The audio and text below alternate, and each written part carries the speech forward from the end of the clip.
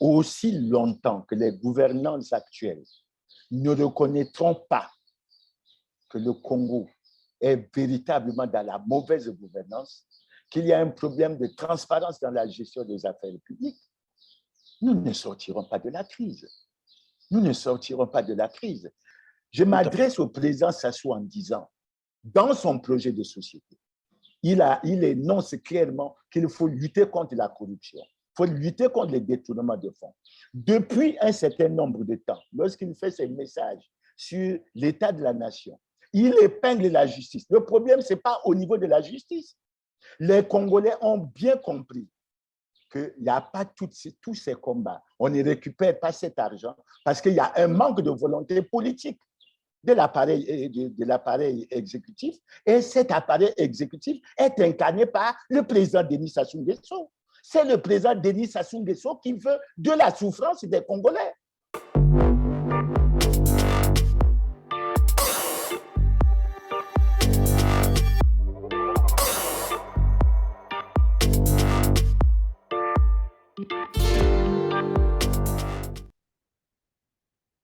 Mesdames, Messieurs, bonjour, ravi de vous retrouver sur TLR TV.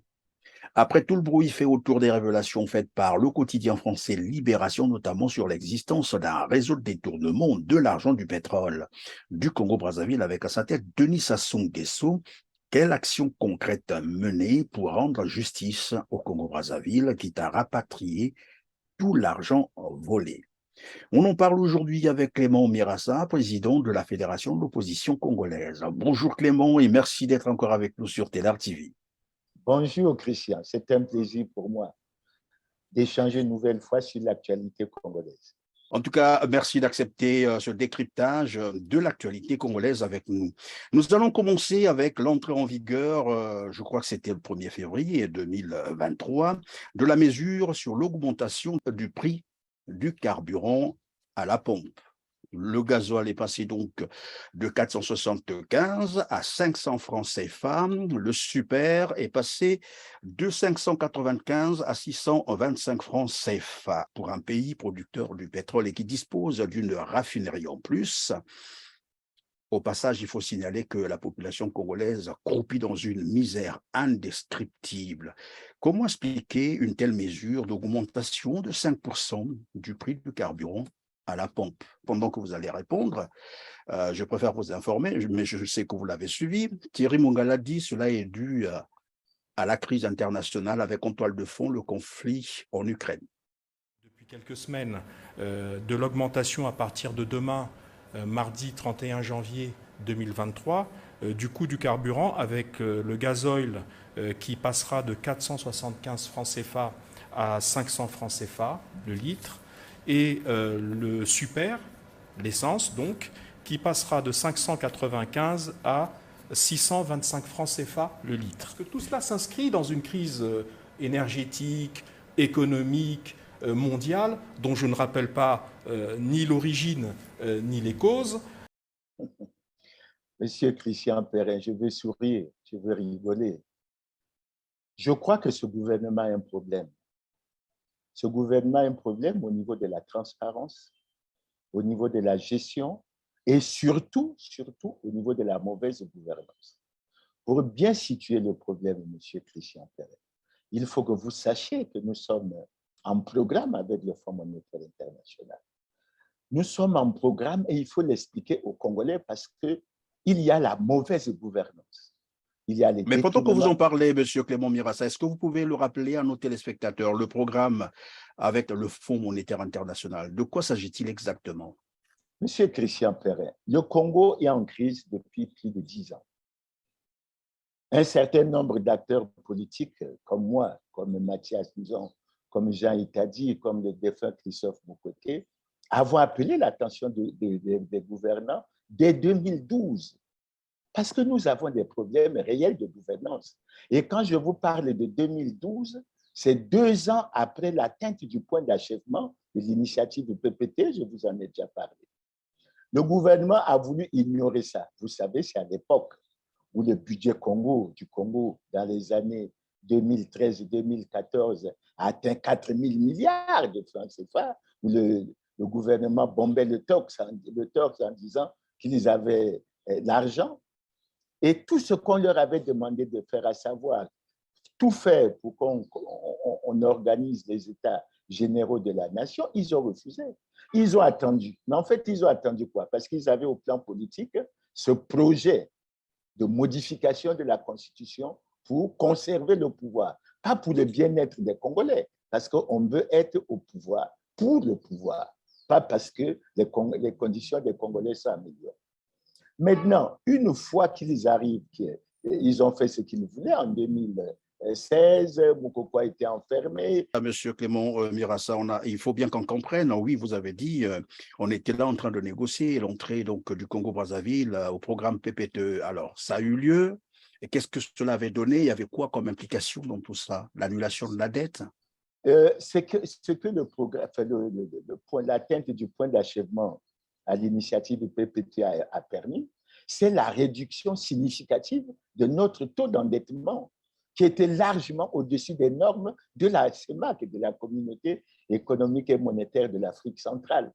Et ce taux d'endettement a été ramené en 2010 à près de 25% du PIB, alors que la norme de la CEMAC est de 70%. Donc, vous voyez, on nous a placés dans une situation extrêmement favorable au moment où nous enregistrons au plan budgétaire des excédents budgétaires. Donc, nous avions comme un avenir prometteur pour bien développer notre pays. Et nous avons mal géré, le gouvernement a mal géré. J'allais dire nous, non, je ne suis pas solidaire de cette gestion. Le gouvernement a très mal géré. Ils ont mis l'accent sur le fait de privilégier l'enrichissement illicite, les détournements de fonds dans l'impunité totale. Et quand nous arrivons en 2014, il y a une baisse, surtout en 2017, il y a une baisse drastique du prix du baril. Alors, ils s'en saisissent pour dire que c'est ça l'explication de la crise internationale. C'est vrai qu'il y a la baisse, mais c'est l'un des points de l'échec de la politique du président Denis Sassou Nguesso. Figurez-vous qu'au-delà de tout ce qu'on dit sur la personnalité du président Sassou, l'un de ses points faibles et l'un de ses plus gros échecs, c'est de n'avoir pas été capable de résoudre le problème de sortir le Congo de la dépendance du pétrole, quand bien même le pétrole a engrangé des ressources extrêmement importantes. Mais et puis, il n'y a pas eu que ça. Après, c'est ajouté la COVID-19. On s'est agrippé à la COVID-19. Après, il y a eu la guerre de l'Ukraine. On explique tout par l'Ukraine. Non, je crois que le gouvernement doit être sincère et expliquer aux Congolais ce qui se passe. Ils ont tendance à expliquer que c'est le Fonds monétaire qui a voulu que le taux d'augmentation soit d'un peu plus de 60%, et ils se sont battus pour 5%. Ce n'est pas sérieux de la part du gouvernement du président Colin Makuso. C'est le Congo qui, se sentant en difficulté, n'a pas été capable de procéder à un ajustement interne. Et il le pouvait, cet ajustement interne. En faisant quoi, M. Christian Perrin? Mais en récupérant les 14 000 milliards. Où sont passés les 14 000 milliards qui nous auraient permis de juguler toute cette crise avec l'argent que nous avions soi-disant gardé pour les générations futures? Cet argent est où? C'est la question fondamentale. Alors, n'ayant pas été capable, nous avons suivi la recommandation des chefs d'État de la CEMAC en 2016, qui recommandait à tous les pays de la CEMAC d'être en programme avec le Fonds monétaire. Et vous savez que nous avons signé un premier programme dans cette période, le 11 juillet 2019, avec comme Premier ministre le Premier ministre Clément Mwamba. Vous savez qu'on a échoué, on s'est fracassé. Et on a dû recourir à monsieur, il faut le reconnaître aussi, à monsieur Rigobert et Roger Andéli pour revenir un peu redresser les choses. Et nous avons, en 2022, renoué le programme. Mais quand on a renoué le programme, ça veut dire quoi?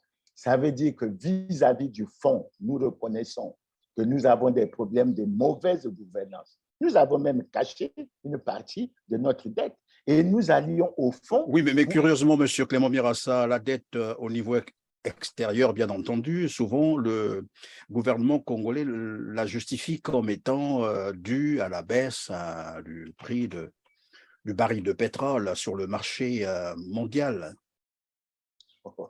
Monsieur Christian Perrin, je vais essayer de...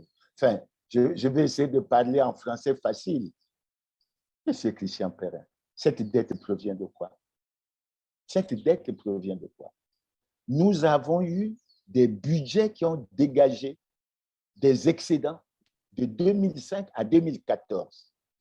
Et si nous avions des excédents budgétaires, ça veut dire que, qui a été déposé dans un compte de stabilisation, ça veut dire que nous avions un compte dans lequel nous pouvions puiser s'il y avait des difficultés au niveau conjoncturel.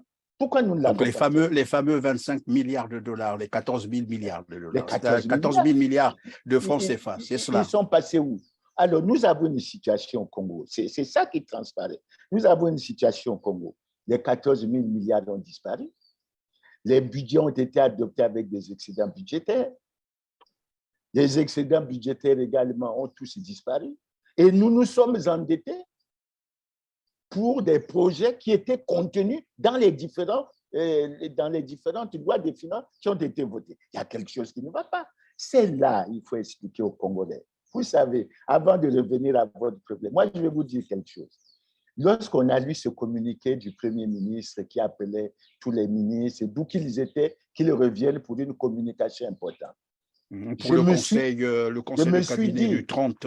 Je me suis dit, ah, ça y est, le Premier ministre Pauline Makosso va percer l'abcès. Il va percer l'abcès. Pour une fois, il va frapper sur la table. Je me suis dit, et je m'adresse aux Congolais qui m'ont interpellé pour dire, oui, vous avez fait une déclaration, mais vous n'avez pas voulu citer les noms. Ce n'est pas moi qui ai sorti l'affaire des Panama Papers. C'est Média Afrique, Monde Afrique qui a sorti ces révélations. Mais pourquoi j'ai dit que j'attendais que M. Pauline Makosso perce l'abcès? Mais parce que dans les six Congolais, qui détiennent... Il faut peut-être citer leur nom maintenant, puisqu'après on vous posera la même question. J'ai fait un papier, mais dans tous les cas, je n'ai aucune responsabilité. S'ils ont à s'en prendre, ils s'en prennent au Panama Papers, ils s'en prennent au consortium des journalistes.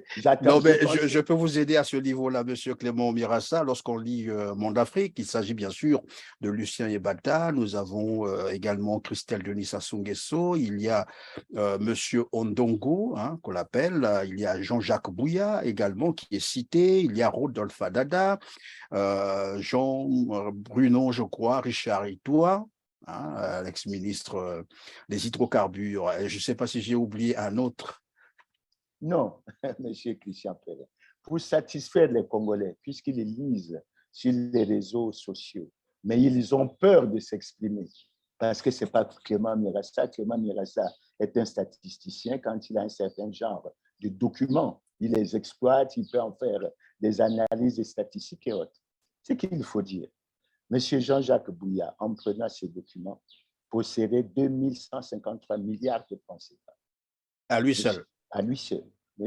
Denis Christelle Sassou Nguesso en possédait près de 1853 milliards. M. Gilbert Ondongo en possédait près de 744 milliards. M. Rodolphe Adada, près de 483 milliards. M. Lucien Yebata, près de 315 milliards. Et le moins nanti d'eux, M. Jean-Richard Brunet aurait 20,4 milliards. Vous voyez, pour un total de 5 500 milliards. Plus de 5 500 milliards. Et je disais justement que... Et la dette du Congo fait combien aujourd'hui? La dette du Congo, 31 décembre 2021, était de 8 130 milliards. Vous voyez bien que, etc. Mais quand le Premier ministre a lancé son appel, je me suis dit, tiens, mais le travail que nous avons fait pour expliquer qu'il y avait l'argent dans les Panama Papers, parce que dans son gouvernement, quand vous prenez 3 membres de son gouvernement, à savoir le ministre d'État Jean-Jacques Bouya, vous prenez le ministre Jean-Richard Brunet-Itoua, vous prenez Denis Christelle Sassou Nguesso, à tous les 3, ils cumulent dans ces données qui ont été données un peu plus, près de 4 026, sinon 4 027 milliards de francs CFA. 3 membres du gouvernement. Alors, quelle est la crédibilité de ce gouvernement? Maintenant, pour revenir à votre question, je dis, il ne faut pas que le gouvernement essaye de divertir les Congolais en faisant croire que c'est une exigence du Fonds monétaire international. Non. Il faut prendre bien la procédure quand vous êtes dans une situation de mauvaise gouvernance auprès du Fonds monétaire. C'est vous-même qui écrivez une lettre d'intention. Et en ce qui concerne le Congo a écrit une lettre d'intention et dans cette lettre d'intention, il s'accorde avec le Fonds monétaire qui devient comme notre conseiller sur les réformes et sur les mesures qui doivent être prises. Dans le cas d'espèces des hydrocarbures, comme dans le cas de l'électricité, l'un des points cruciaux que le gouvernement n'explique pas aux Congolais, c'est que c'est dû à la situation d'inefficacité dans la gestion, tant au niveau de la CORAF qu'au niveau de la centrale électrique du Congo. De sorte que ils ont profité de la guerre Ukraine et tout ça pour expliquer ça sous forme de crise énergétique, etc. Mais en fait, dans le fond, c'est des graves problèmes de mauvaise gestion au niveau de la CORAF et au niveau de la CEC. Et c'est pour ça que dans le programme, ils se sont mis d'accord avec le Fonds monétaire pour dire qu'il fallait qu'ils travaillent pour réduire au minimum les subventions que l'État congolais fait à CORAF et à CAC, parce que cet argent aurait pu être utilisé ailleurs, notamment dans les domaines sociaux. Donc, c'est ça l'explication de fond que M. Koliné Makosso doit prendre le courage d'expliquer aux Congolais. Qu'il vulgarise la lettre d'intention, qu'il vulgarise le mémorandum des politiques économiques et financières avec le Fonds monétaire, qu'il vulgarise le programme d'accord technique. Les Congolais comprendront, ils vont dire pourquoi ils cachent ces documents. On peut se les procurer. Bien évidemment, M. Clément Birassa, derrière M. Koliné Makosso, Anatole Koliné Makosso, il y a plutôt Denis Sassou Nguesso. Ça, on doit savoir quand même créer ce lien pour ne pas donner l'impression que Denis Sassou Nguesso n'est jamais concerné, parce qu'il est là quand même bientôt 40 ans et c'est lui qui gère tous ces gouvernements. Nous savons comment ça se passe au Congo. Tout est centralisé. C'est Denis Sassou Nguesso qui décide là-dessus. C'est bien que vous citiez Anatole Koliné Makosso, mais il faut toujours qu'on fasse aussi ce rappel, c'est Denis Sassou Nguesso derrière. Alors, vous parliez donc de la crise économique, mais à côté de la crise économique, il y a aussi la crise politique avec la violation, bien entendu, de la Constitution du 20 janvier 2002, le coup d'État, le fameux coup d'État du 15 octobre, disons d'octobre 2015. Est-ce qu'on peut penser qu'aujourd'hui, le Congo est victime, évidemment, est en train de vivre les conséquences de cette crise d'octobre 2015? Mais la crise, elle est permanente. Tout ce qui se passe, on a bien perçu que les gouvernants congolais, les partis congolais du travail, les partis de la majorité, ils ont triché. Ils ont fait croire aux Congolais qu'on voulait, qu'on devait changer de constitution pour faire évoluer les institutions. Quelle institution a évolué? Monsieur Christian Pérez, je peux me permettre de vous dire qu'aujourd'hui, aucune institution congolaise n'est en conformité avec la loi. Prenez rien que le point sur la déclaration du patrimoine. Mais aucun d'eux n'a déclaré le patrimoine. Le Sénat va à la fin, je crois, de son mandat. Mais le Sénat n'est pas en situation de compatibilité avec la Constitution. Et c'est très grave, monsieur Christian Pérez. Vous avez les sénateurs qui votent les lois, vous avez les députés qui votent les lois et ils ne sont pas conformes. Et vous avez dit qu'on allait parler tout à l'heure de la carte d'identité. Avant qu'on y arrive, parlons du ministre de l'Intérieur. Le ministre de l'Intérieur signe des notes désignant les partis conformes à la loi.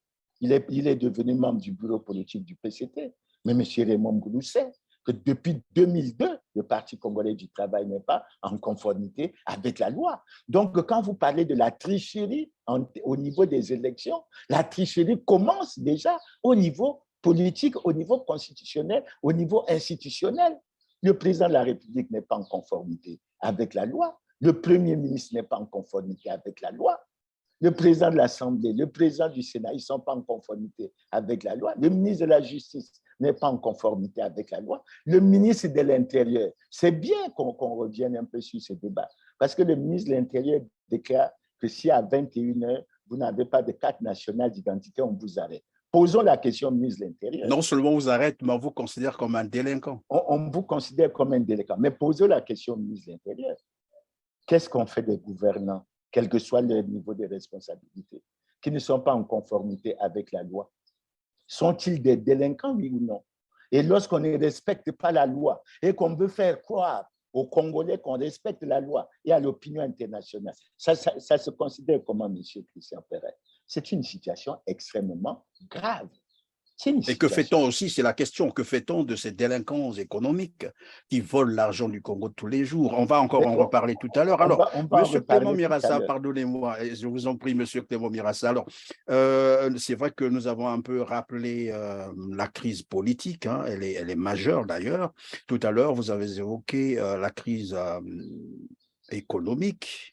Alors, je vais vous poser donc la question de savoir comment expliquer évidemment l'augmentation de 5%, bien sûr, du carburant à la pompe. Et je vous ai dit, pour Thierry Mongala, c'était dû évidemment voilà, à la crise internationale avec en toile de fond, je rappelle, le conflit en Ukraine, sachant que au Congo, nous avons une raffinerie, vous l'avez rappelé tout à l'heure, subventionnée d'ailleurs par l'État congolais.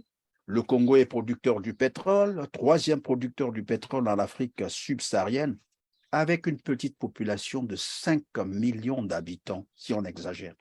Comment expliquer cela? Où va donc le pétrole congolais? La question est cependant, mais M. Christian Perret, aussi longtemps que les gouvernances actuelles ne reconnaîtront pas que le Congo est véritablement dans la mauvaise gouvernance, qu'il y a un problème de transparence dans la gestion des affaires publiques, nous ne sortirons pas de la crise. Nous ne sortirons pas de la crise.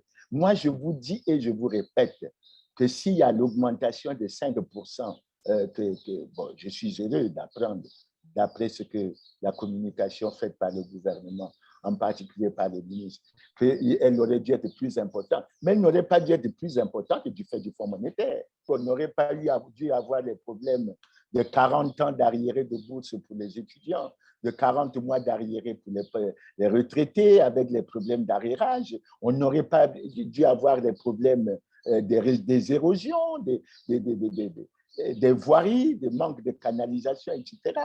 Nous avons de l'argent et assez souvent nous avons rappelé. Mais l'Arabie saoudite a pu lancer une opération anticorruption qui lui a permis de récupérer 100 milliards de dollars, l'équivalent de 60 000 milliards de francs CFA. Regardez cette somme colossale. Comment au Congo on ne peut pas, et tous les jours, on veut s'appuyer sur la crise internationale, tous les jours, on veut s'expliquer. Évidemment, M. Clément Mirassa, vous parlez de l'Arabie Saoudite, il y a aussi l'Angola juste à côté, parce qu'après, on dira, ben oui, là-bas, c'est trop loin, c'est l'Arabie Saoudite. Il y a aussi l'Angola qui a récupéré de l'argent planqué dans les paradis fiscaux. Mais je voudrais qu'on revienne un peu sur, puisqu'on parlait tout à l'heure des mesures prises par le gouvernement congolais, parmi lesquelles la suppression de la taxe de roulage, et puis bien d'autres mesures qui vont s'en suivre. Et je vous ai dit que Thierry a dit c'est dû à la crise internationale. J'attendais votre réponse là-dessus. Qu'est-ce que vous en pensez? Je vous dis que ce n'est pas la crise internationale. Je vous dis que nous avons un problème de mauvaise gestion. Et ce gouvernement n'arrive pas à régler ces problèmes. L'un des problèmes, regardez, M. Christian Perret, quand vous prenez le budget 2022, y compris le budget rectificatif, prenez même le budget 2023. Le ministre Ludovic Ngatsé insiste beaucoup sur la mobilisation des ressources. Mais, M. Christian Perret, vous pouvez comprendre que dans un pays qui traverse une crise multidimensionnelle depuis plus de 10 ans, dans lequel on parle de la mobilisation des ressources, on ne parle pas de la réduction du train de vie de l'État, en touchant y compris la situation des ministres, tant du point de vue de leur considération salariale que de leurs effectifs, y compris les autres institutions. On ne parle pas d'un coup de poing, lutte contre la corruption. Et moi, M. Christian Perret, je rigole. La dernière fois, j'ai vu sur la télévision le président de la haute autorité de la lutte contre la corruption est parti, semble-t-il, sensibiliser les populations de la Likwala et de Wesso. Mais j'ai dit, il a des problèmes. Mais il a les dossiers qui ont été laissés par M. Lamir Ngele. Je crois qu'il y a la continuité de l'État. Et je crois qu'il est informé. qu'il y a des Congolais qui détiennent, 5 500 milliards. Je crois qu'il est au courant. S'il ne l'est pas au courant, c'est très grave. Ça veut dire que la DGST ou la CID ne fonctionne pas bien. Il doit savoir qu'on a fait une déclaration pour dire qu'il y a une route imaginaire de 137 km. Cet argent, on en fait quoi? Mais ça rentre bien dans le cadre de la lutte qu'on a. Pourquoi évidemment, on ne s'attaque pas à ça? il sait aussi qu'il y a 14 000 milliards Mais qui il ont sait qu'il y a disparu. aussi... Il a dû lire aussi Libé dernièrement, qui faisait les révélations sur l'existence du réseau de détournement de l'argent du pétrole dont on a fait état ici. On attend évidemment comment vont-ils réagir. Mais dans les mesures, parmi les mesures énoncées par Thierry Mongala, puisqu'il est passé sur Télé Congo, il parlait donc tout à l'heure, je vous ai rappelé, de la suppression de certaines taxes. Il y a également la reconstruction, s'il faut dire ça comme ça, des voiries urbaines. Est-ce que c'est pour dire finalement que là, le gouvernement congolais vient de prendre finalement conscience de la souffrance des Congolais, mais aussi et surtout s'est rendu compte que la célébration des 20 ans des 10 grands travaux n'a été qu'une duperie? Monsieur Christian Perrin, en tant que statisticien, je dirais que l'information du gouvernement n'est pas complète. Lorsque M. Thierry Mongala annonce qu'on ne va plus payer la taxe de roulage, il faut qu'il continue, qu'il dise que le gain que l'on a est de tant de millions ou de milliards de francs CFA. Je crois que ce gouvernement peut quand même faire ce calcul. Lorsqu'on parle de la patente, la réduction à 50%, mais on doit dire aux Congolais que lorsqu'on réduit de 50%, voilà l'incidence générale. Lorsqu'on parle des voiries urbaines, etc., on doit dire que ça coûte tant. Il ne donne pas les détails, malheureusement, il n'a même pas donné les détails. Et vous savez que sur les réseaux sociaux, il y a tout un débat là-dessus. Il y a tout un débat. On dit, les internautes, plusieurs internautes, moi je partage leur avis, ont indiqué au gouvernement que ça relève de la loi. Et on vient de voter le budget. Le programme a été accepté il y a très longtemps. Donc, ce gouvernement ne dit pas dans la prospective. Ils n'ont pas projeté ça pour avoir des indications très claires. Ils venaient de voter le budget. Pourquoi au moment où on a voté le budget, on n'a pas inséré ça? Et on a fait remarquer à M. Koliné Makosso, puisque lui, il est venu avec un grand esprit, un fort esprit de vouloir restaurer l'autorité de l'État. Et on lui dit, ce n'est pas par un arrêté qu'une loi peut être modifiée. Ce n'est pas par un arrêté.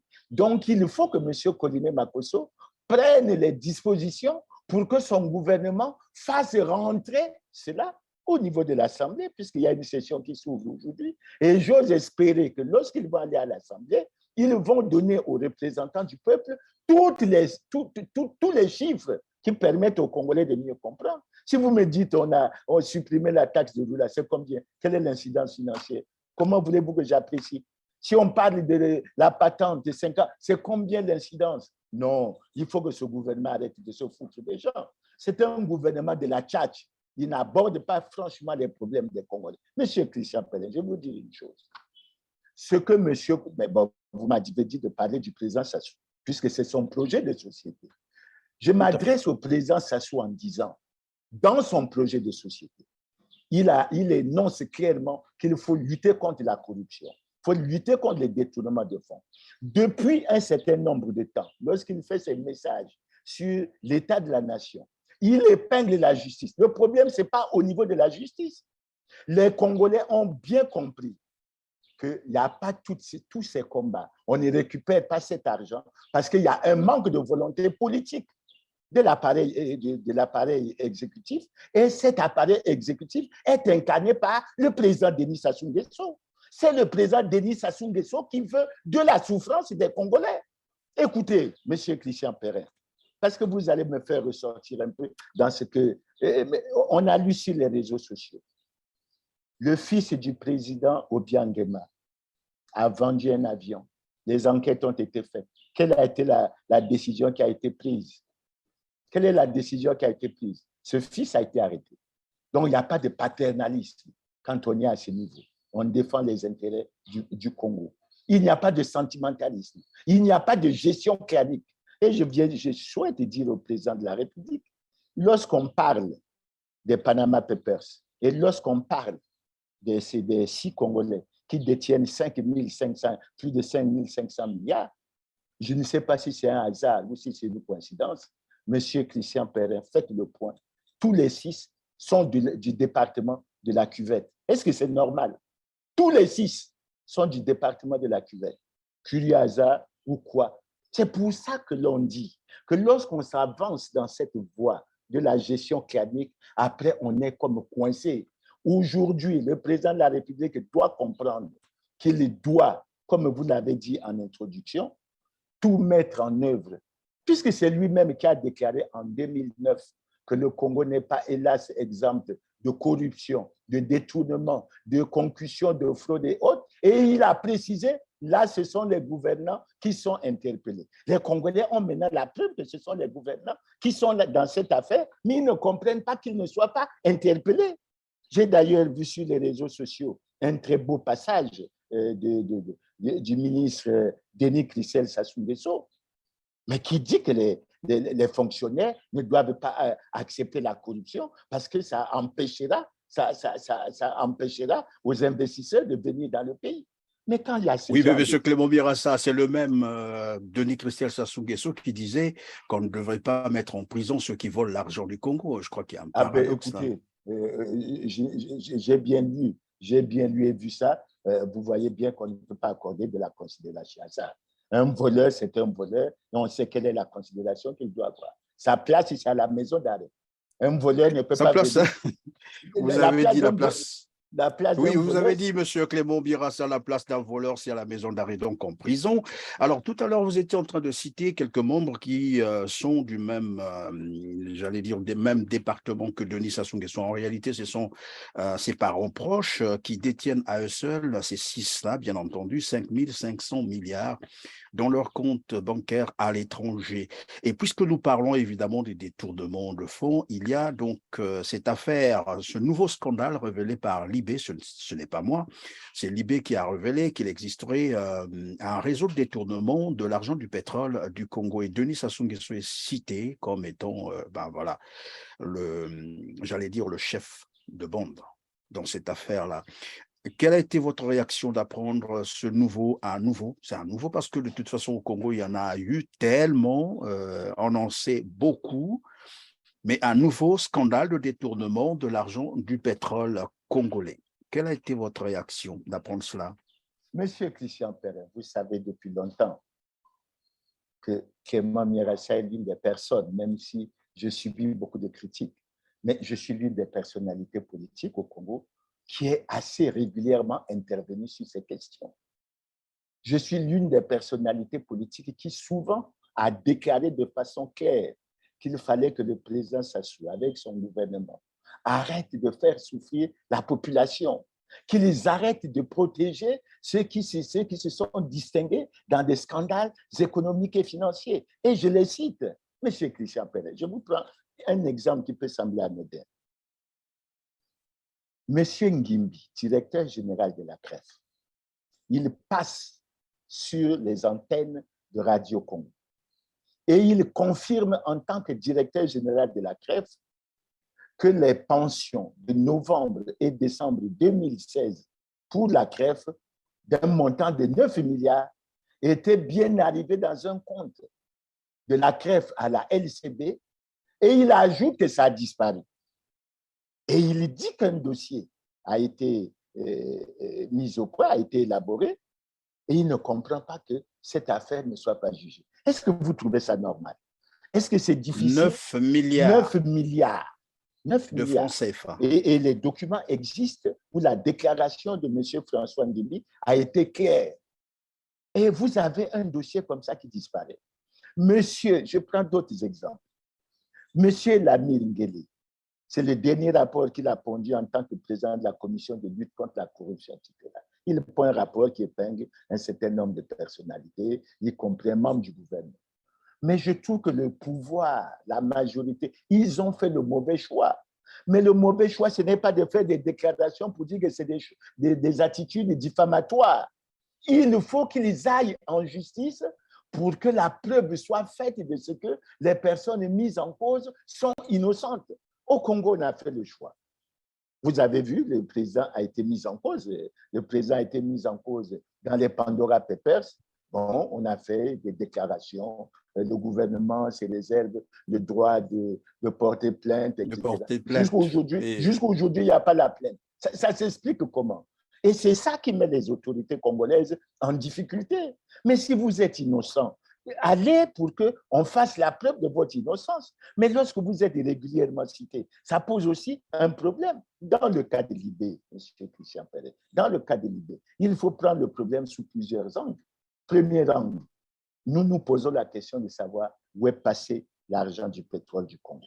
Donc, chaque fois qu'il y a une opportunité, il faut défendre les intérêts de l'État congolais et des Congolais pour rechercher la vérité et savoir exactement où est passé cet argent. Le président de la République, comment peut-il expliquer aux Congolais qu'après avoir annoncé en août 2006 que l'argent des générations futures allait être déposé dans un compte de stabilisation à la Banque centrale, qu'on ne toucherait aucun franc de cet argent sans loi rectificative de la loi des finances et qu'un audit serait fait chaque année? Comment expliquer que depuis 2006 jusqu'à aujourd'hui, il n'y a pas d'audit? Mais on protège des gens. On protège des gens. On sait bien comment. Mais écoutez, M. Christian, si vous allez vous êtes en train de nous dire que Denis Sassou Nguesso sait où sont passés les 14 000 milliards. Mais c'est le président de la République. Il a tout l'appareil. Il a tout l'appareil d'information, l'appareil sécuritaire, l'appareil financier. Et si le président de la République n'a pas d'information sur la situation du compte de stabilisation, mais c'est très grave pour notre pays. Parce que je suppose que parmi les personnalités qui sont bien informées de la situation de ce compte, il y a le trésorier payeur général, il y a le ministre de l'économie et des finances, il y a le premier ministre et il y a le président de la République. Mais s'il n'est pas au courant et s'il ne s'en inquiète pas, comment on fait?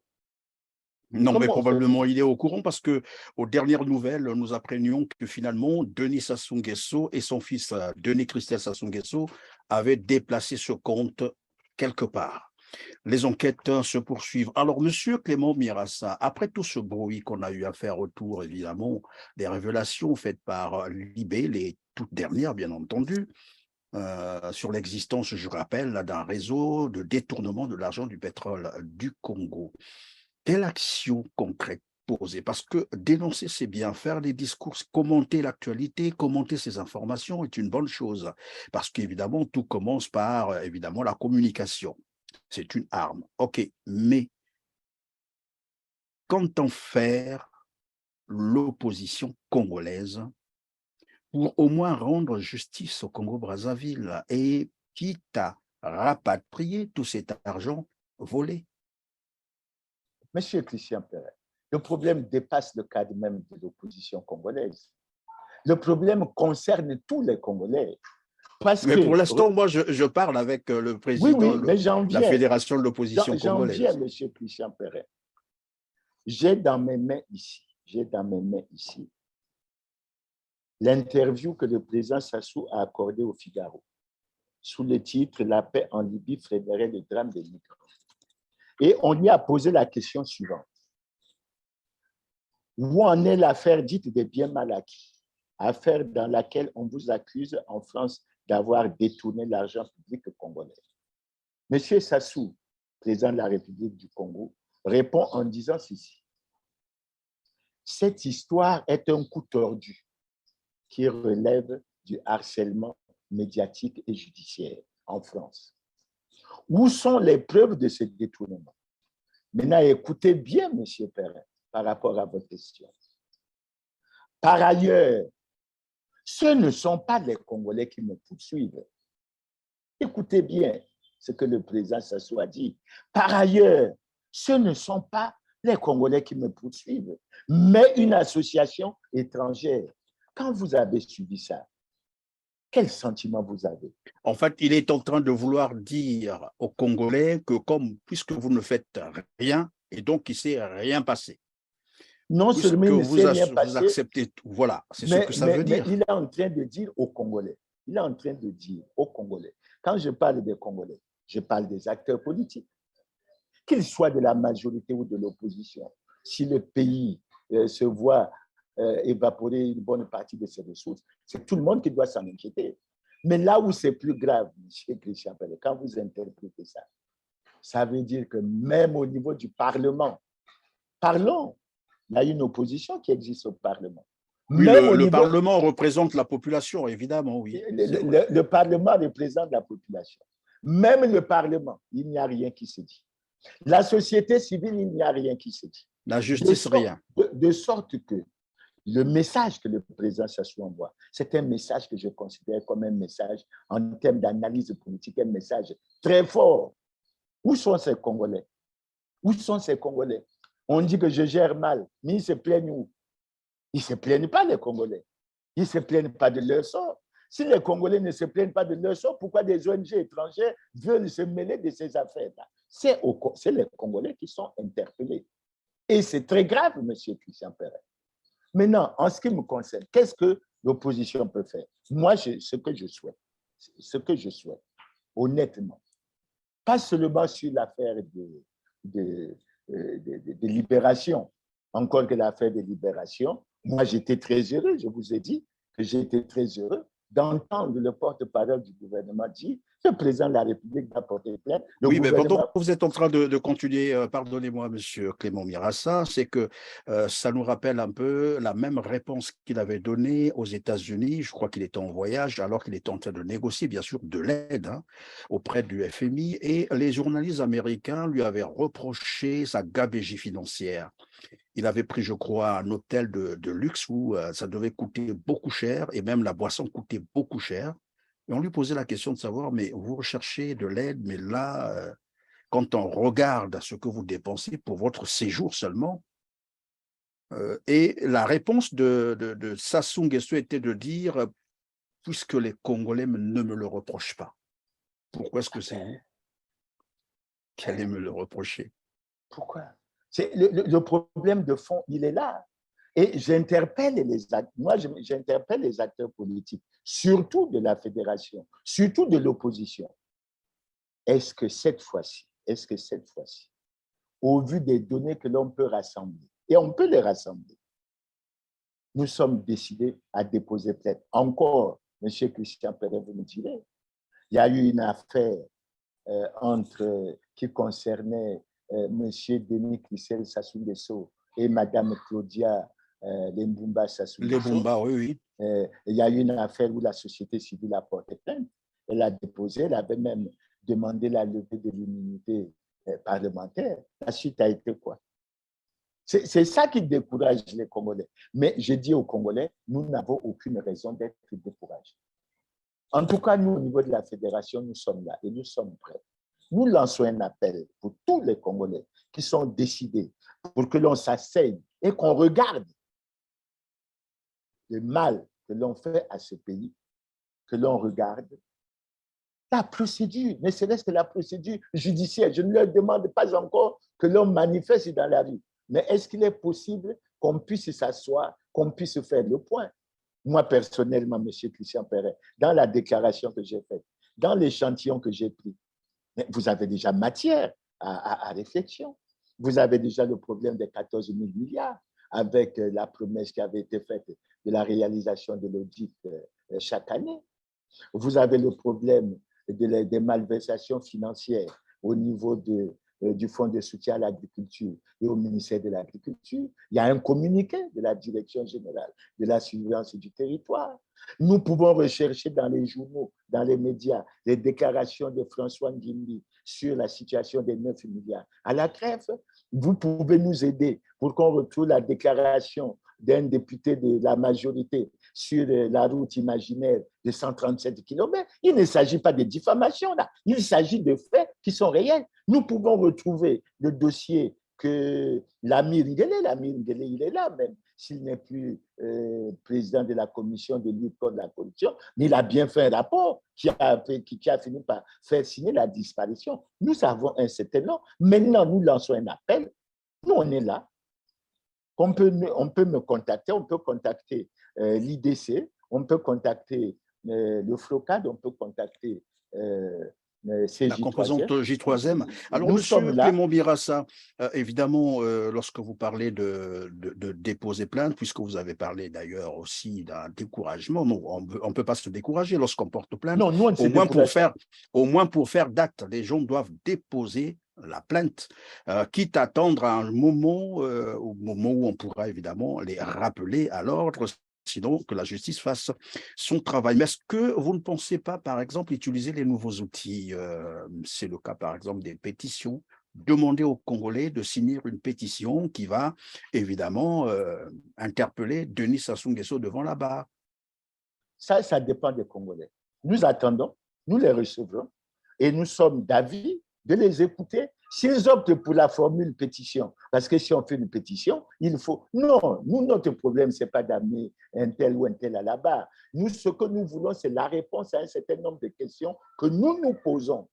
Nous savons que même lorsque vous êtes… Oui, mais ces réponses, Monsieur Clément Birassa, ne viendront que si la justice implique, bien entendu. Non, sinon il n'y aura pas de bonne réponse. Si on va en justice, je vous prends un exemple, je l'ai d'ailleurs déjà pris. J'ai dit tout à l'heure, par exemple, que le ministre Bouya, d'après l'exploitation des données des Panama Papers, disposerait ou détiendrait 2153 milliards avec un dollar au taux de 600 francs. Si ça devient plus élevé, ça peut monter. Si ça descend, ça peut descendre. Monsieur Christian Pérez, expliquez-moi un peu. Un ministre simple au Congo gagnerait, ça peut être contredit, parce que je n'ai pas vu de document officiel là-dessus. Un ministre gagnerait 11 millions de francs CFA par mois. Au bout d'un an, ça fait 132 millions. Au bout d'un an, ça fait 132 millions. Au bout de 10 ans, ça fait 1,3 milliard. Au bout de 100 ans, ça fait 13 milliards. Expliquez-moi comment ce ministre peut avoir une fortune de 2 000 milliards. C'est les questions que les Congolais… Au bout de 100 ans, vous avez dit? Au bout de 100 ans, ça fait 13 milliards. 13 milliards. Au bout de 10 ans, ça fait 1,3 milliard. Et là encore, s'il n'a pas dépensé, bien entendu. Ah ben là, c'est s'il n'a pas dépensé. Il a peut-être d'autres revenus, etc. Comment on peut passer de 13 milliards? 13 milliards, c'est au bout d'un siècle. Je vous ai dit, prenons même le cas du Premier ministre congolais. S'il gagne 25 millions en un mois, en un an, il a 300 millions. Je ne crois pas que je me trompe dans le calcul. En 10 ans, il a 3 milliards. En un siècle, mais je ne vois pas Colonel Makosso de ses Premier ministre pendant un siècle. Donc, vous voyez bien que le raisonnement dans le temps nous permet comment le Premier ministre congolais pourrait disposer d'une fortune, même de 140, de 100 ou de 200 milliards. Ce que les Congolais veulent, c'est juste l'explication. Et le canal pour avoir l'explication, je crois que c'est bien indiqué que ce soit la justice qui se préoccupe de ces questions. Et nous souhaitons vraiment que le président de la République accorde une importance à ces questions, parce que les Congolais sont convaincus que c'est cet argent qui devrait servir. Si on arrive à récupérer cet argent, M. Christian Pérez, mais le problème des voiries urbaines, le problème des érosions, le problème on peut même faire rapidement une municipalisation additionnelle, pas seulement à Pointe-Noire, mais à Brazzaville, où la situation aussi est catastrophique. On peut l'envisager, on aura l'argent et on peut même régler notre problème de la dette et sortir de cette situation, parce que le Fonds monétaire considère le Congo comme un État fragile et vulnérable. Et notre sort est étroitement lié au pétrole. Quand ça monte comme maintenant, on respire, mais si ça chute, ça va être la catastrophe. Oui, mais M. Clément Birassa, comment interprétez-vous finalement cette sortie médiatique de Thierry Bongala, puisqu'on a fait état de quelques éléments où il parle de la suppression des taxes, reconstruction des voiries urbaines plutôt, des voiries urbaines. Il parle de s'attaquer cette fois-ci aux érosions, c'est-à-dire il faut faire un travail là-dessus, tout un tas de choses. Est-ce que cela a un lien avec finalement la colère qui commence déjà à monter au niveau de la population après avoir appris tous ces scandales et se rendre aussi compte que dans le même temps, ils croupissent dans une misère indescriptible, comme je l'ai dit, parce que lorsqu'on parle, par exemple, de la redistribution des ressources ou de l'économie. Les Congolais devaient bénéficier au moins de quelque chose pour leur pétrole, pour leur bois, pour les minerais, pour tout ce qu'ils ont. Mais à la place de cela, on vient leur servir l'augmentation, par exemple, du prix du carburant à la pompe. Est-ce que ces mesures ont été prises finalement pour tenter de contenir un peu le feu qui semble couver au niveau du Congo-Brazzaville? Sinon, pourquoi maintenant?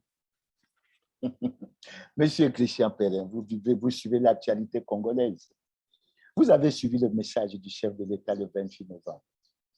Et vous avez dû constater, je ne partage pas l'avis du président de la République de faire du 28 novembre la date pour son message, parce que le 28 novembre devrait être une journée où on doit faire mener la réflexion, notamment aux jeunes, sur notre passé, sur ce que nous avons vécu, et les jeunes ont beaucoup de choses à apprendre.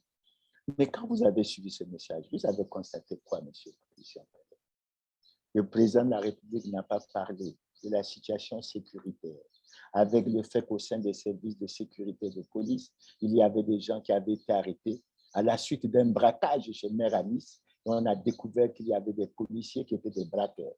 Le président n'a pas abordé cette affaire. Le président n'a pas abordé l'affaire de la signature des accords avec le Rwanda. Et le Premier ministre, au cours d'une interview avec quelques journalistes, avait brandi ce document. On ne l'a plus jamais vu. Il n'existe pas en plus. Et aujourd'hui, avec la situation sécuritaire au niveau de la République démocratique du Congo, nous ne sommes vraiment pas dans de très bonnes conditions. Nous ne sommes pas. Le président n'a pas évoqué le problème du milliard 190 millions qui a été ouvert aux yeux de tout le monde, montrant qu'il y avait des valises d'argent qui se promenaient. Au-delà de ça, on a ajouté un certain nombre d'autres choses, notamment cette affaire sur Libération, l'enquête faite par Libération. C'est une enquête, mais c'est une enquête qui a été faite. Il faut que nous soyons en mesure. Alors, vous croyez que les Congolais, c'est vrai, ils peuvent être dans un certain état d'esprit, etc. Vous croyez que les Congolais vivent ça tous les jours, savent qu'il y a des multimilliardaires, qu'il y a des gens qui ne s'en prennent pas, les étudiants, 4 années de bourse, sans paiement de bourse, les retraités. On n'arrive même pas, nous les retraités, à nous aligner à notre point, au point d'indice 300. Et on ne nous paye pas les arrérages. Il y a beaucoup de retraités qui meurent dans des conditions extrêmement difficiles. Et donc tout ça aussi à la présence des réseaux sociaux où tout le monde est informé de tout, oui.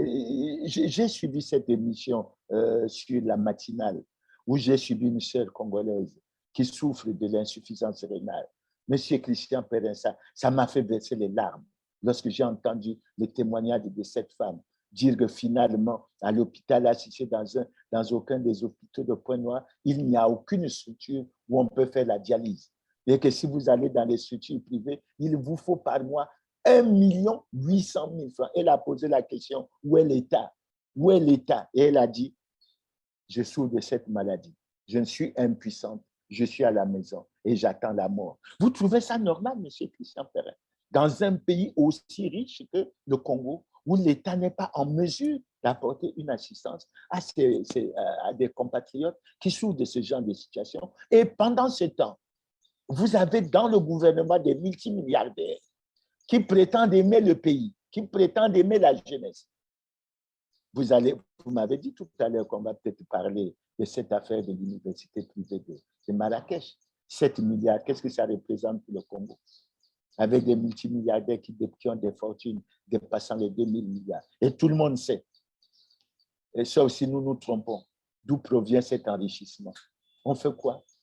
Non, monsieur Christian Perrin, non. Et je crois que devant cette situation, le gouvernement, après avoir annoncé que Thierry Mungala qui a annoncé que le gouvernement allait porter plainte, mais qu'il nous dise quand est-ce que le gouvernement dépose sa plainte.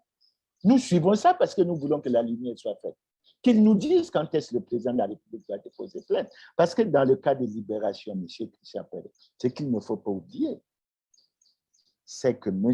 Lucien Ebata est certes président de Orion Hall, mais il est en même temps conseiller du président de la République, conseiller spécial aux financements extérieurs, oui. Aux financements extérieurs, Et il est président du comité technique de négociation avec le Fonds monétaire international.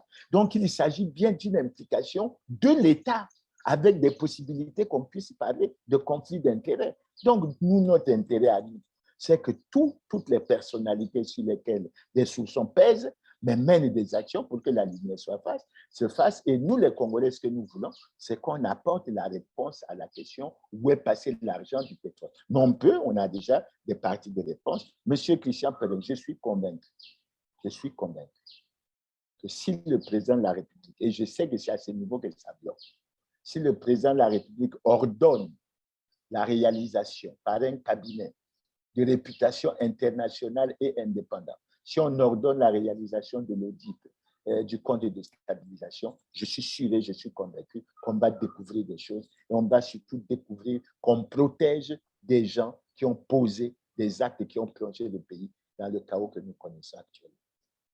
Évidemment, Monsieur Clément Mirassa, tout à l'heure, vous parliez déjà des étudiants congolais à l'extérieur, hein, on va dire de la Chine, Cuba, Algérie, Sénégal, Maroc, ça pose problème. Mais on va mettre un accent particulier sur le Maroc pour éclairer le reste, bien sûr, la situation de nos étudiants congolais à l'extérieur. Nous avons vu donc Monsieur Guilain Thierry Maguessa Ebomé. Alors, il s'est donc illustré d'une arrogance, allais-je dire, pathologique, mais aussi d'un mensonge éhonté, c'est le cas de le dire. Il s'est présenté à l'Assemblée nationale où les questions lui ont été posées.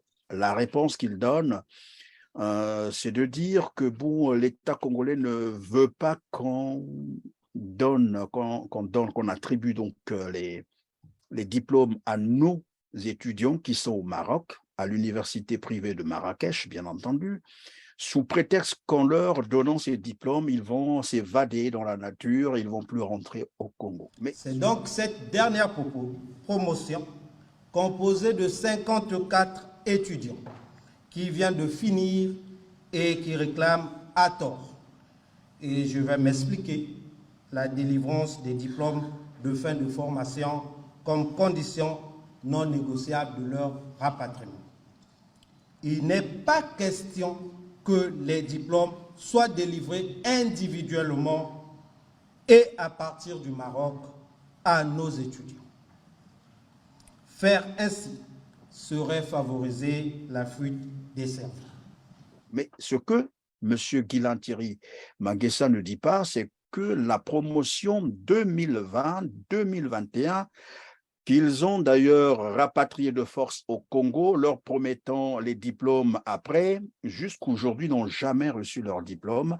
Ce que Thierry Maguessa a fait, c'est de leur signer des attestations, avec en tête ministère de l'enseignement technique et professionnel. En bas, le signataire, c'est bien entendu M. Guilain Thierry Maguessa, comme s'il était devenu lui aussi recteur de l'université privée de Marrakech. Monsieur Christian Perrin, vous me rendez très triste. Vous me rendez très triste parce que la remise du diplôme a été à un étudiant quelque chose de fantastique, de formidable. Et beaucoup de structures de formation s'organisent toujours pour qu'au moment de la remise des diplômes, que les étudiants, où qu'ils soient assistés par leurs parents. Si vous êtes, c'est une célébration, c'est toute une célébration, évidemment. C'est toute une célébration et on vous remet le diplôme. Entendre dire que le ministre allait délivrer des attestations, je ne sais pas, c'est folklorique, c'est rocambolesque. Et je crois qu'il ne faut pas en parler de cette manière. Je crois qu'il y a un problème de fond. Et au Congo, on a pris l'habitude de ne pas élucider tous les problèmes. Mais surtout, M. Clément Mirassa, on a pris aussi l'habitude de mentir au grand jour, à l'Assemblée comme au gouvernement. Parce que, M. Christian Perrin, ce problème des étudiants, on a vu apparaître M. Denis Christel Sassou Nguesso ici comme un bienfaiteur avec sa fondation Perspective d'avenir, qui était capable d'attribuer des bourses. On s'est dit, tiens, l'État n'est plus capable de remplir ses missions et il y a les privés maintenant qui s'ingèrent, etc. Bon, l'État a laissé faire. il y a une responsabilité de l'État.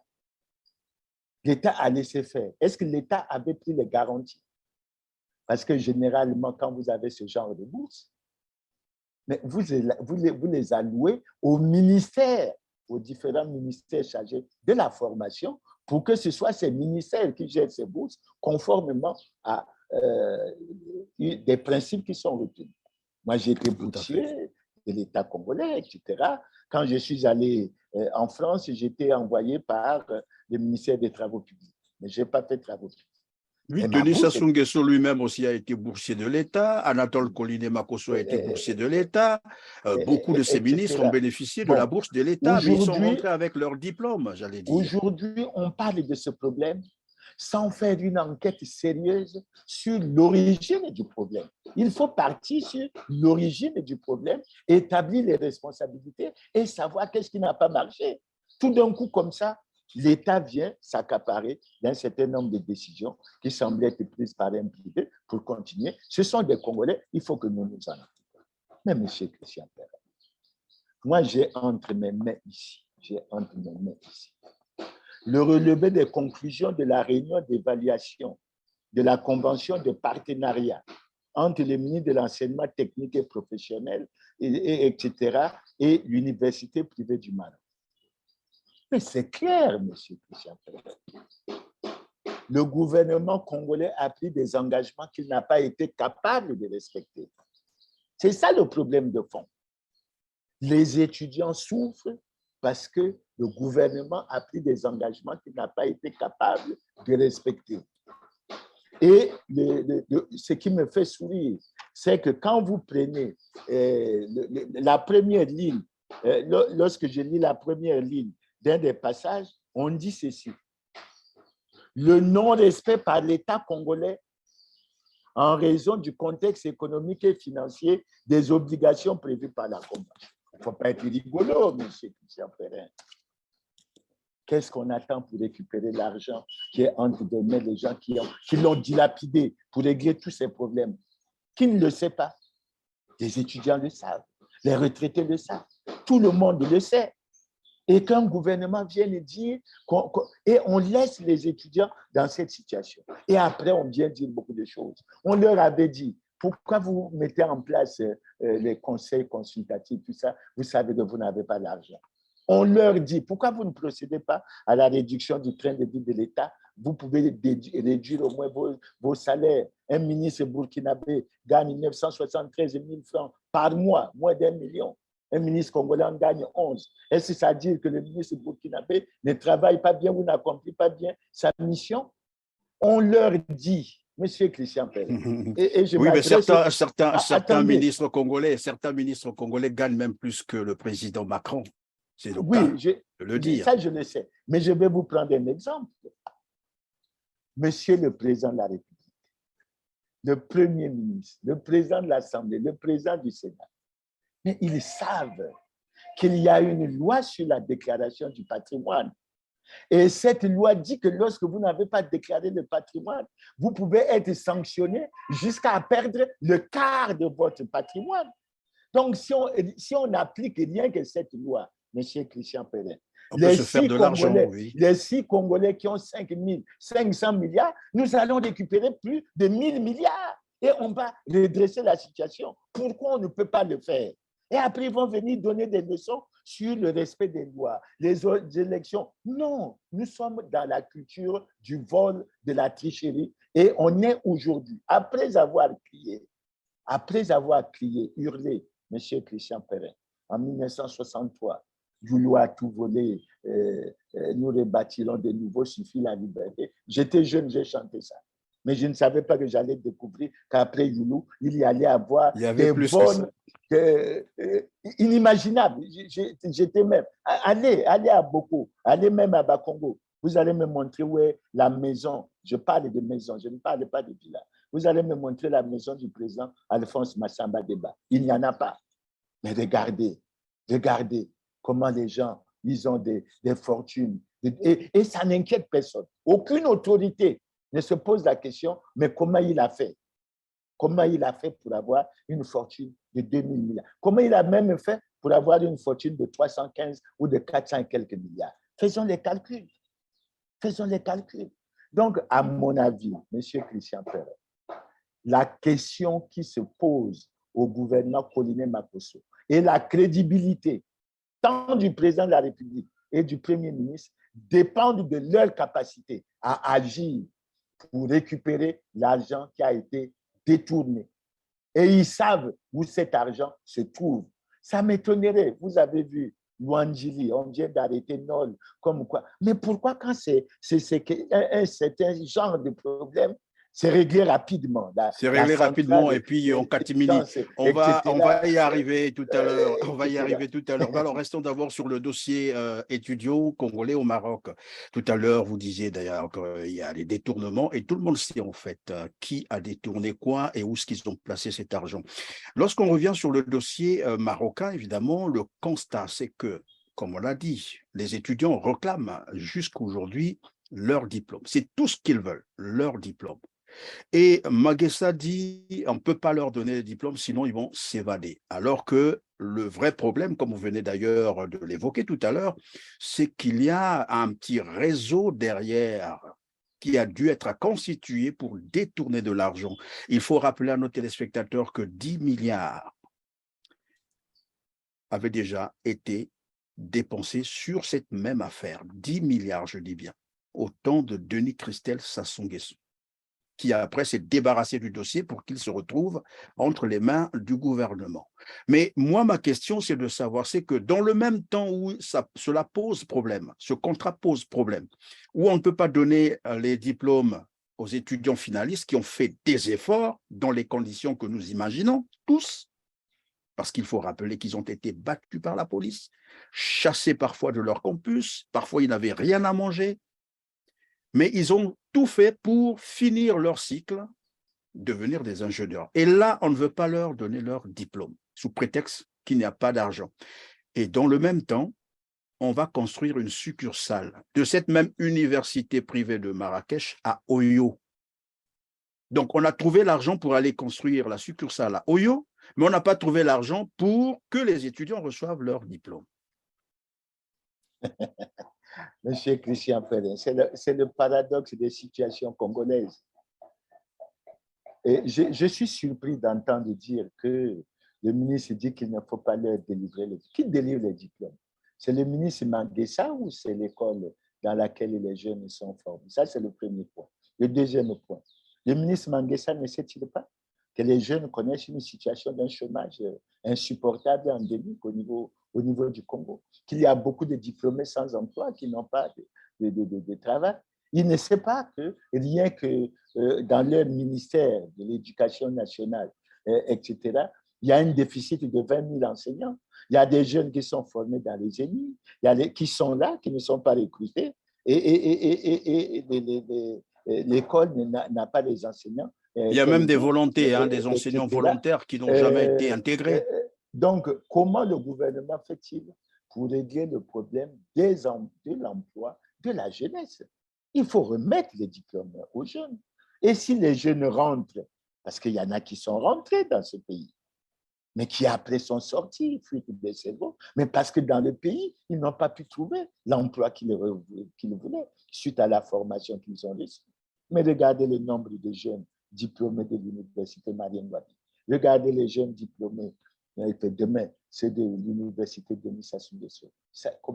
Comment les choses vont-elles se présenter?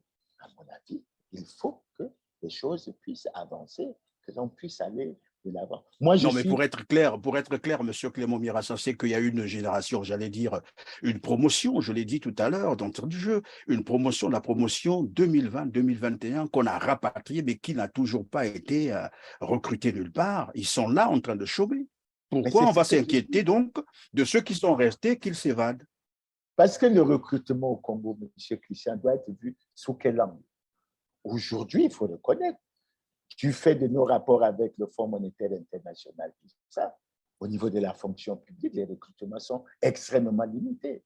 Ce qu'il faut, c'est donner une impulsion au niveau du secteur privé. Ça veut dire qu'il faut que nous ayons une politique qui fasse développer les PME, qui fasse développer un certain nombre de structures. Mais si vous n'avez pas développé ça, il faut, mais au moins, le contrat, quand les jeunes sont venus, c'était qu'ils aillent faire leurs études, qu'on leur remette leur diplôme en cas de réussite. Et je suis heureux, je les félicite, parce que dans des conditions extrêmement difficiles, ils ont réussi, mais qu'ils prennent leur diplôme et qu'on les ramène au pays. Il n'y a pas de problème à ça. Maintenant, si un jeune décide de parfaire sa formation, parce que je suis heureux de ce que les jeunes ont dit au Maroc, les gouvernants, les dirigeants congolais font former leurs enfants en France, etc., parce qu'ils estiment que là-bas, la formation est bonne.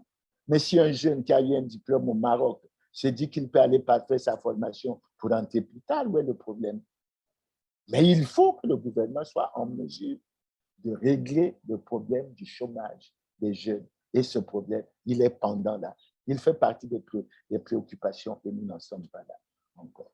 Voilà, on va terminer, Monsieur Clément Mirassa, avec ce volet qui porte sur l'annonce qui avait été faite par Raymond Zéphirin Mboulou, comme quoi, à partir de 21h, tout Congolais non porteur de sa carte d'identité sera considéré, parce que c'était formel, sera considéré comme un délinquant et s'exposera donc à une arrestation. Mais il y a un fait quand même curieux, et c'est là que je vais poser ma question, c'est que lorsqu'il parle de la carte d'identité, après, il insiste, la carte d'identité, non pas le passeport. Sur le passeport, il dit, le passeport, n'importe qui peut l'avoir.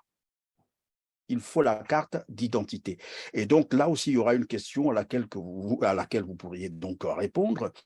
Comment est-ce que le passeport serait-il moins légal que la carte d'identité? Ça, c'est une question. Mais en plus, lorsqu'il parle du passeport où n'importe qui peut l'avoir, n'importe qui peut l'avoir, est-ce parce qu'il était déjà au parfum de la situation de Lwanzili Gate? Parce que là-bas, on nous parle des Syriens qui auraient, je crois, tenté d'obtenir des passeports congolais. C'est la situation d'ailleurs où M. Noll est interpellé. Je ne sais pas si on l'a relaxé, mais jusqu'aujourd'hui, je crois qu'il doit être entre les mains de l'ACID, la centrale d'intelligence et de la documentation. C'est une affaire qui porterait sur une prétendue, comment appeler ça, tentative de déstabilisation des institutions, pour bien dire tentative de coup d'État. Voilà, donc ma question était de savoir, est-ce que M. Mboulou, en insistant sur la carte d'identité, parce qu'il savait déjà que le problème de passeport posait problème, quelque part, les passeports posaient problème, parce qu'il y aurait des Syriens qui auraient déjà obtenu des passeports et que ces Syriens pouvaient faufiler, bien sûr, dans les rues de Brazzaville, de Pointe-Noire. Monsieur Christian Perrin, vous me faites sourire. Mais je commencerai par l'un des volets que vous abordez, qui a souvent fait l'objet des tracasseries au niveau des membres et des sympathisants de l'opposition. Tentative de coup d'État. C'est vrai que le gouvernement n'a pas encore communiqué jusqu'aujourd'hui sur ce que l'on a. Et pourquoi il ne communique pas là-dessus? L'information est déjà connue. Nous voulons comprendre. Mais parce que s'il y a tentative de coup d'État, par des éléments même du pouvoir, monsieur Christian Perrin, c'est là où il faut percer l'abcès. S'il y a tentative de coup d'État par les éléments même du pouvoir, alors vous ne faites que me donner raison dans ce que je dis souvent. Le Congo va mal, très mal, parce que même au sein du pouvoir, on constate que les choses ne vont pas bien. Maintenant, pour revenir à votre préoccupation de M. Raymond Mboulou, je dois dire que M. Raymond Mboulou, il doit être informé. Vous savez bien que le ministre de l'Intérieur a sous sa tutelle la direction générale de la centrale d'intelligence et de documentation. Donc, il est informé en temps réel sur ce qui se passe réellement.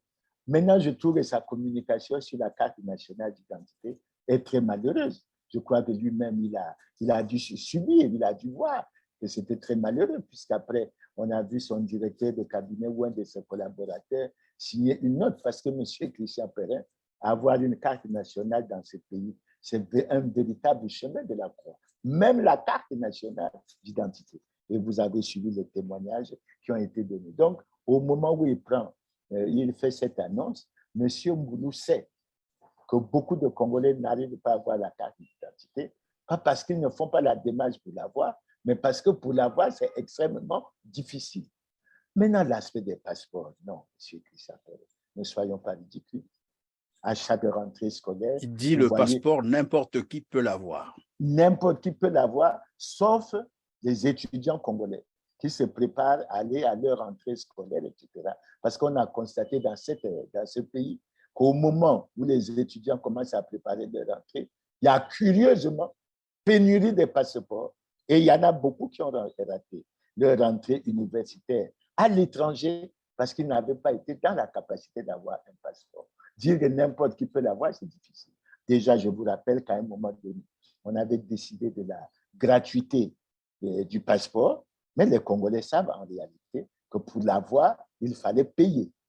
Les Congolais savent que même lorsqu'on avait décidé de la gratuité, pour l'avoir, il fallait payer. Bon, je n'ai pas été demandeur d'un passeport ces derniers temps, mais je suis convaincu que même ceux qui vont faire la demande, si on vous dit officiellement que c'est 50 000, moi je suis convaincu que dans la pratique, il faut que vous mettez plus de 50 000. Tout ça, c'est quoi? La corruption dans les services, un certain nombre de choses qu'on n'est pas en mesure de régler. Il y a véritablement problème. Maintenant, le problème du ministre Mboulou, moi je le pose dans un autre sens. Monsieur Mboulou sait que le président de la République est en situation délicate d'incompatibilité constitutionnelle. Monsieur Mboulou sait que le président de la République n'a jamais déclaré son patrimoine. Monsieur Mboulou sait que le Premier ministre n'a jamais déclaré son patrimoine. Monsieur Mboulou, le Premier ministre, et plusieurs autres responsables de ce pays ont fait partie des 2583 congressistes qui ont reconduit le président Denis Sassou Nguesso en décembre 2019 comme président du comité central. Et quand vous voyez le communiqué que le Parti congolais du travail a fait sur la situation de libération, il considère bien le président Sassou comme président du comité central du Parti congolais du travail en violation de la loi fondamentale. De l'alinéa 2 de l'article 80 de la Constitution. Que veut-on? Est-ce qu'on veut faire croire que dans ce pays, il y a des gens qui considèrent que la loi, c'est leur volonté et ils se considèrent, eux, conformes à la loi et que les autres doivent... Non, nul n'est au-dessus de la loi. Et la loi doit s'appliquer à tous dans toute sa rigueur. Et l'article 15 de la Constitution est clair là-dessus. Tous les citoyens sont égaux devant la loi. Alors, moi, j'aimerais savoir, je souhaite, M. Mboulou, j'attire son attention, depuis 2002, depuis 2016 ou 2018, mais il a signé des arrêtés où il a déclaré des partis conformes à la loi. Ne sait-il pas que le Parti congolais du travail n'est pas en conformité avec la loi? Est-ce parce qu'il est membre du comité central ou du bureau politique du PCT qu'il pense que lui, il peut décider de la conformité alors que selon les principes de la loi, le PCT n'est pas en conformité? Et pour son information... Alors, mais si on venait sur l'affaire Luanzili Gate, s'il vous plaît, monsieur Clément Mirassa, parce que le temps nous presse, voilà, je posais donc la question, est-ce parce que monsieur Mboulou savait qu'il y avait déjà cette situation-là et qu'il a voulu traiter ça de manière un peu, j'allais dire, globale, mais en prenant bien sûr des mauvaises décisions? Non, moi je sais, je peux vous dire, en tant que ministre de l'Intérieur, ministre de tutelle de la centrale d'intelligence et de la documentation, il était bien informé de la situation de Luanzili. Ça ne s'est pas créé du jour au lendemain. Les Syriens ne sont pas venus la veille de la déclaration du ministre Mboulou. Donc, il le savait parfaitement. Maintenant, j'ai le sentiment, comme c'est l'habitude dans le pays, quand ce genre d'enquête touche un certain nombre de personnalités du système, et c'est ça la difficulté de communiquer. On a parfois des difficultés pour annoncer à l'opinion la vraie version. Aujourd'hui, les gens attendent que la vérité soit faite sur le braquage de Mère Alice, où on a vu des responsables de la police être impliqués avec toutes les déclarations qui ont été faites. Et sur cette enquête aussi, il faut que, puisqu'on avait déjà vu dans ce cas, un colonel de la police déclarer qu'un des suspects n'avait absolument rien à voir. Donc, ils sont... Mais les Congolais attendent. Il faut que le ministre Mboulo, que les gouvernants sachent que ce soit pour l'affaire Zouba Dama. Ce n'est pas enterré. Hein?